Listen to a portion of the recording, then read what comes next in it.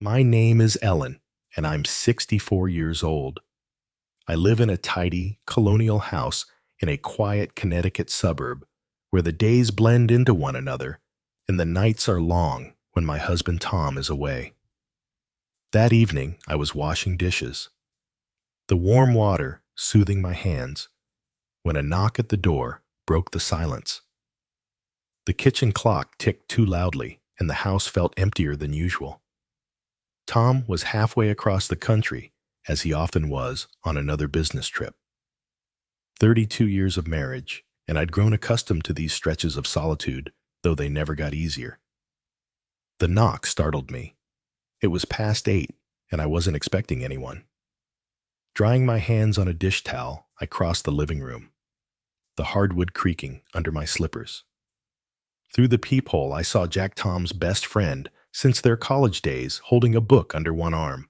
I opened the door, the cool October air slipping in. Jack. Jack, I said, surprised but not displeased. What brings you here? He lifted the book, a worn history tome Tom had lent him. Thought I'd return this before I forgot again, he said, his voice warm, like he was stepping into a familiar memory. Didn't mean to show up so late. It's no trouble, I said, stepping aside. Come in, it's chilly out there. Jack had been a fixture in our lives, dinners, barbecues, holidays, when his own family unraveled. His divorce a year ago had left him quieter, though his charm remained that easy way he had of making you feel noticed. Tom always said Jack could talk his way out of anything, and I believed it. There was a spark in him, a way of drawing you in like you were the only one who mattered. With him in the house, the air felt less heavy. I offered tea, and he accepted settling at the kitchen table while I filled the kettle. Tom's out of town again? He asked, leaning back, his eyes catching the light.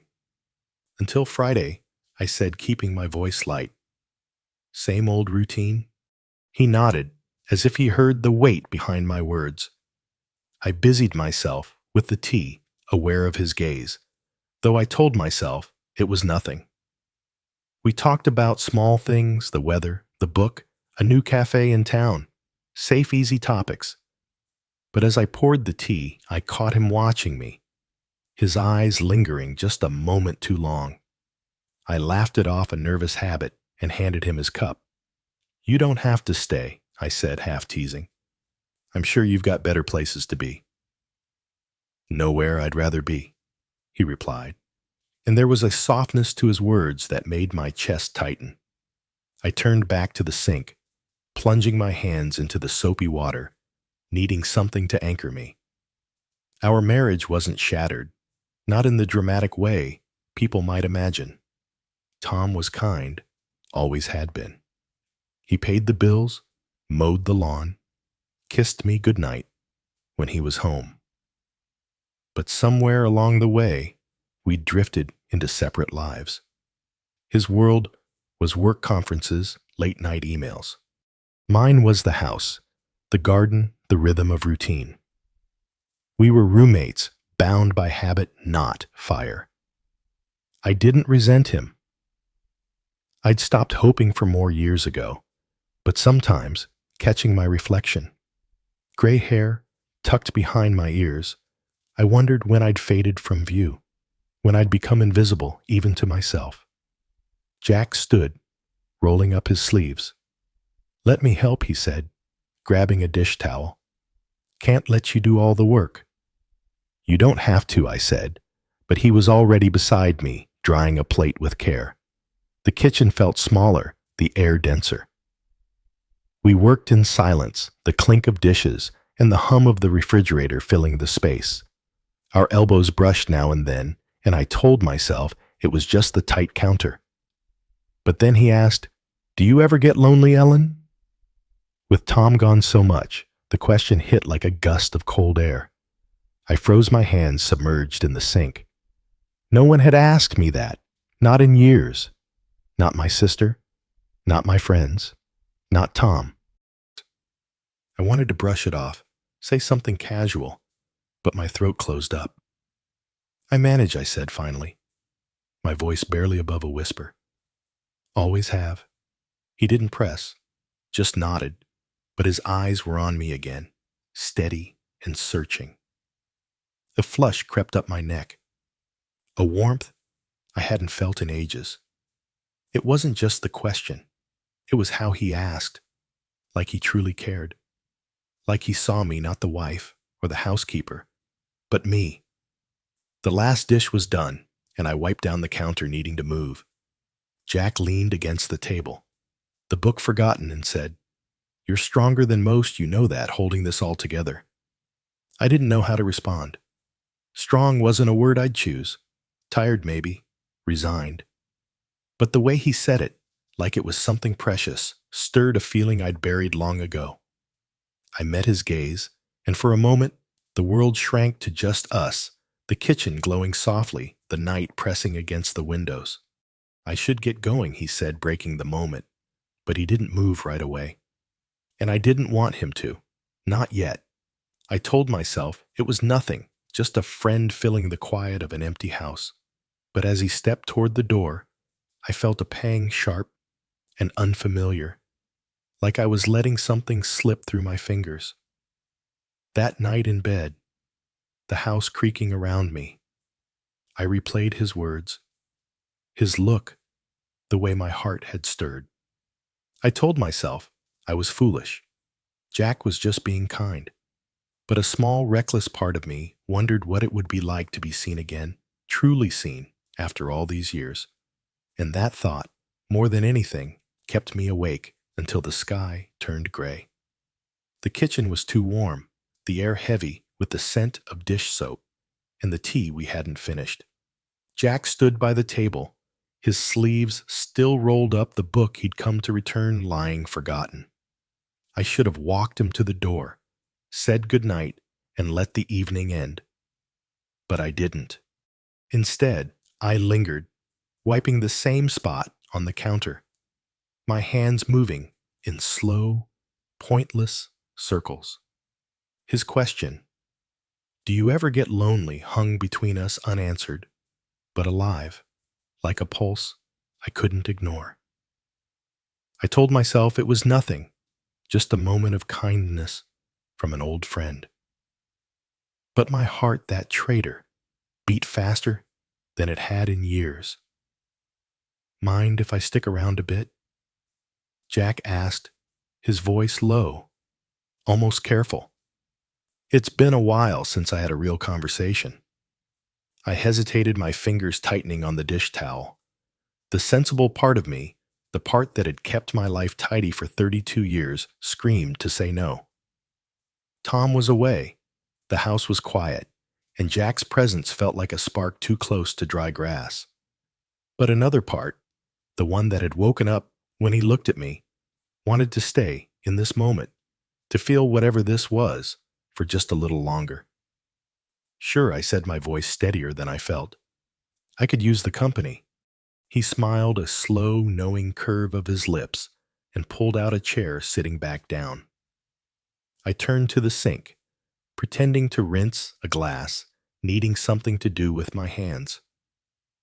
We talked at first about nothing, old memories. A funny story from one of Tom's college pranks, the kind of chatter that felt safe. But the conversation shifted like a tide, pulling us out to sea.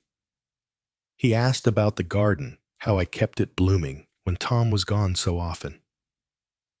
Then about the books on my shelf, the ones I read late at night when sleep wouldn't come. His questions were gentle, but they cut deep, peeling back layers I'd forgotten I had. "You've always had a way of making things beautiful," he said, his eyes on me, not the room. "This house, the garden, you." The glass slipped in my hand, clinking against the sink. I laughed a nervous sound and shook my head. "You're too kind, Jack. It's just a house." "It's more than that," he said, leaning forward, his voice softer now. "It's you. You make it feel alive." My breath caught, and I turned to face him, the counter digging into my back. His gaze was steady, not flirting, not teasing, but something else. Something that made my skin prickle and my heart ache. I wanted to change the subject to laugh it off, but the words wouldn't come. Instead, I stood there, caught in the weight of his look, feeling more visible than I had in decades. He stood picking up a plate from the drying rack and stepped closer to dry it. The kitchen shrank the space between us. Electric. "Let me help again," he said. But his tone wasn't about dishes.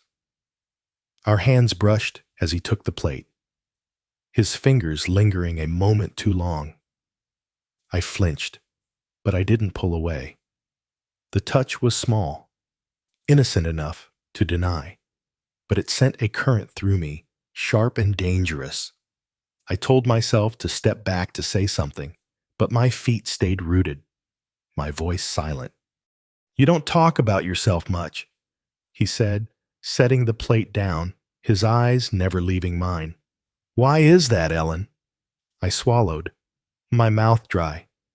"Not much to say. I managed. Just living my life same as always." He tilted his head like he was reading something I hadn't said. "Are you happy?" he asked, and the question landed like a stone in still water rippling through me. It wasn't just the words. It was the way he asked, like he already knew the answer, like he was daring me to admit it. I opened my mouth to say yes, to lie the way I always did when Tom's sister or my book club friends asked. But the lie wouldn't come. Instead, I looked away, my hands gripping the edge of the sink. "I don't know," I said, barely a whisper. "I don't think about it." "You should," he said, stepping closer, close enough that I could smell his cologne, faint and woodsy. "You deserve to be happy, Ellen, more than anyone." My heart pounded, a wild, reckless thing. I wanted to tell him to stop, to leave, but another part of me, the part that had been starving for years, wanted to hear more. When was the last time someone had spoken to me like this? When was the last time I'd felt this alive? This seen? I looked up, and his eyes were so close, so warm, that I forgot how to breathe. He reached for another plate, his arm brushing mine, and this time neither of us moved away. The silence stretched thick with things unsaid. "I've always admired you," he said, his voice low, almost a confession.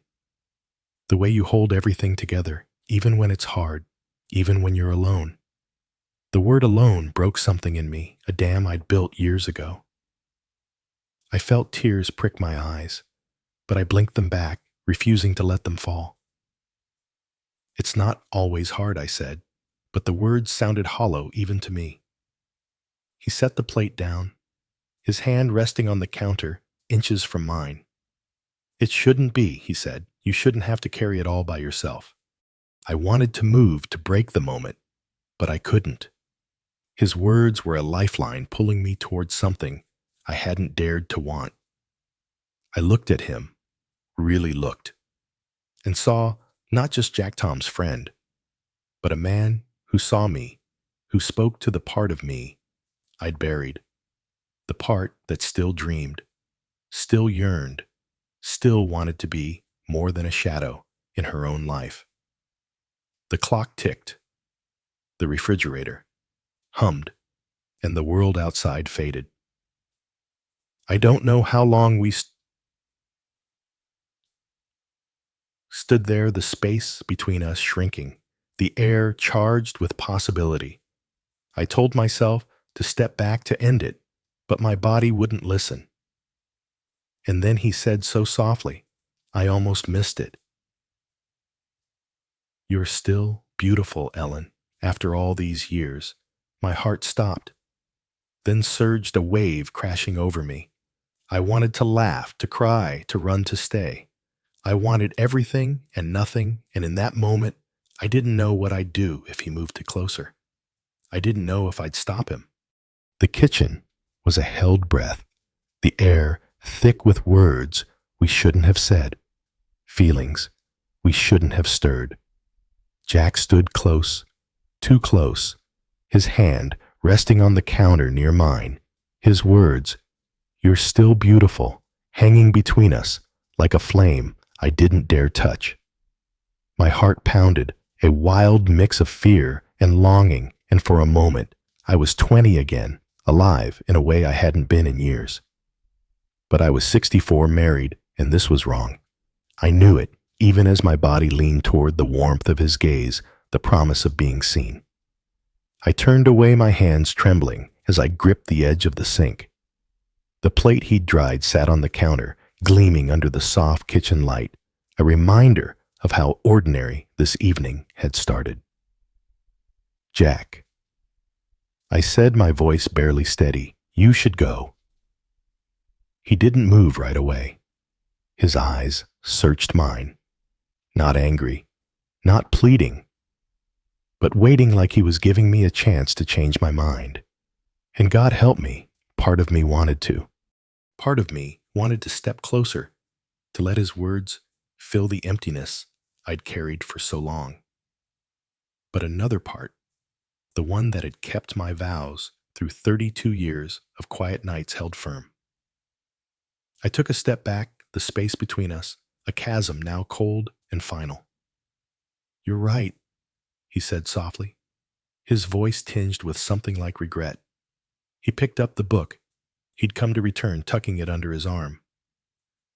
"I didn't mean to. I'm sorry, Ellen."